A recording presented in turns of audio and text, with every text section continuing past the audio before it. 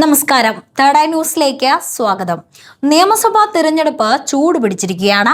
മൂന്ന് മുന്നണികളുടെയും സ്ഥാനാർത്ഥികൾക്ക് മണ്ഡലത്തിൽ ലഭിക്കുന്ന സ്വീകാര്യതയുടെയും UDF നേടുന്ന വോട്ടിന്റെയും അടിസ്ഥാനത്തിലായിരിക്കും 2026 നേമത്തെ വിജയം. കോർപ്പറേഷനുകളിലെ 23 വാർഡുകൾ ഉൾപ്പെടുന്നതാണ് നേമം മണ്ഡലം.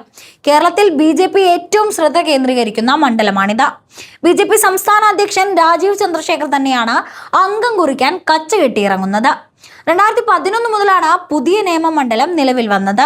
BJPക്ക് വേണ്ടി രാജീവ് ചന്ദ്രശേഖർ രംഗത്തിറങ്ങുമ്പോൾ LDFന് വേണ്ടി മന്ത്രി V ശിവൻകുട്ടി തന്നെയാണ് പോരാട്ടത്തിനിറങ്ങുന്നത്.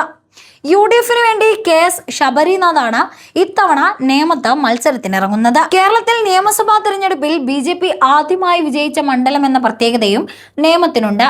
2016 O രാജഗോപാൽ BJPക്ക് വേണ്ടി ആദ്യമായി നിയമസഭയിലേക്ക് അക്കൗണ്ട് തുറക്കുകയായിരുന്നു. UDFന് ലഭിക്കേണ്ടിയിരുന്ന വോട്ട് BJPക്ക് പിടിച്ചത് മൂലമാണ് രാജഗോപാലിന് 47.46% വോട്ട് ലഭിച്ചത്. V ശിവൻകുട്ടിക്ക് 41.39% വോട്ടാണ് 2016 ലഭിച്ചത്. മുഖ്യ പാർട്ടിയുടെ ശക്തനായ സ്ഥാനാർത്ഥിയെ രംഗത്തിറക്കുന്നതിന് പകരം ഘടകകക്ഷികളുടെ ദുർബലനായ സ്ഥാനാർത്ഥിയെ UDF മത്സരിപ്പിച്ചതിലൂടെ ഉണ്ടായ സാഹചര്യം അനുകൂലമാക്കിയാണ് 2016 O രാജഗോപാൽ BJPക്ക് വേണ്ടി ആദ്യമായി നിയമസഭയിലേക്ക് അക്കൗണ്ട് തുറക്കുന്നത്. 2025 തദ്ദേശ തിരഞ്ഞെടുപ്പിൽ തിരുവനന്തപുരം കോർപ്പറേഷനിൽ അധികാരത്തിലെത്തിയ BJPക്ക് നേമം മണ്ഡലത്തിൽ ഉൾപ്പെട്ട വാർഡുകളിൽ 6000-ലേറെ വോട്ടിന്റെ മേൽക്കൈയാണ് നേടിയിരുന്നത്. ഈ ആത്മവിശ്വാസത്തിലാണ് പാർട്ടി അധ്യക്ഷൻ തന്നെ ഇപ്പോൾ രംഗത്തിറങ്ങുന്നത്.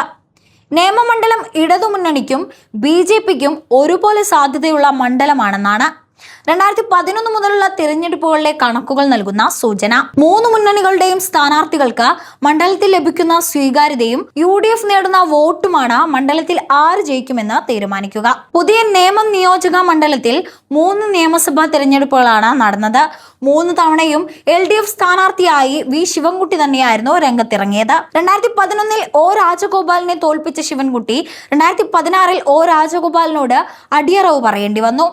BJPയുടെ ഈ വിജയം 5 വർഷം CPMനെ വേട്ടയാടുകയായിരുന്നു.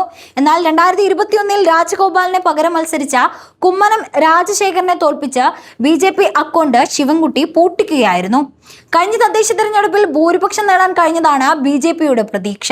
ലോക്സഭാ തെരഞ്ഞെടുപ്പിൽ തിരുവനന്തപുരത്ത് രണ്ടാമതെത്തിയ രാജീവ് ചന്ദ്രശേഖറിനെ നേമത്ത് പ്രത്യേകം പരിചയപ്പെടുത്തേണ്ട ആവശ്യവും BJPക്കില്ല. അതുകൊണ്ട് തന്നെ പാർട്ടി അധ്യക്ഷനെ സ്ഥാനാർത്ഥിയാക്കുന്ന കാര്യത്തിൽ ഒരാലോചന BJPയിൽ ഉണ്ടാകാൻ ഇടയുണ്ടാകിട്ടില്ല. 2016 രാജഗോപാൽ ജയിച്ചപ്പോഴുള്ള സാഹചര്യം 2021 എത്തിയപ്പോൾ മാറിയിട്ടുണ്ട്. വോട്ട് വീതം 12% കുറഞ്ഞിട്ടുണ്ട്. ഇത് BJPക്ക് ആശങ്കയുണ്ടാക്കാനുള്ള സാധ്യതയുണ്ട്. ആദ്യ 2 തിരഞ്ഞെടുപ്പിലും ഘടകകക്ഷികൾക്കു നൽകാതെ കോൺഗ്രസ് മത്സരിച്ചിരുന്നെങ്കിൽ നേമത്തെ ഫലം മറ്റൊന്നാകുമായിരുന്നു. 2011 17.4%വും 2016 9.7% മാത്രം വോട്ട് കിട്ടിയ UDF 2021 സീറ്റ് കോൺഗ്രസ് ഏറ്റെടുത്തതോടെ വോട്ട് വിഹിതം 25% KS ശബരിനാഥ് മത്സരിക്കുന്നതോടെ വലിയ മാറ്റമുണ്ടാകുമെന്ന് തന്നെയാണ് UDFും പ്രതീക്ഷിക്കുന്നത്. News desk third eye news.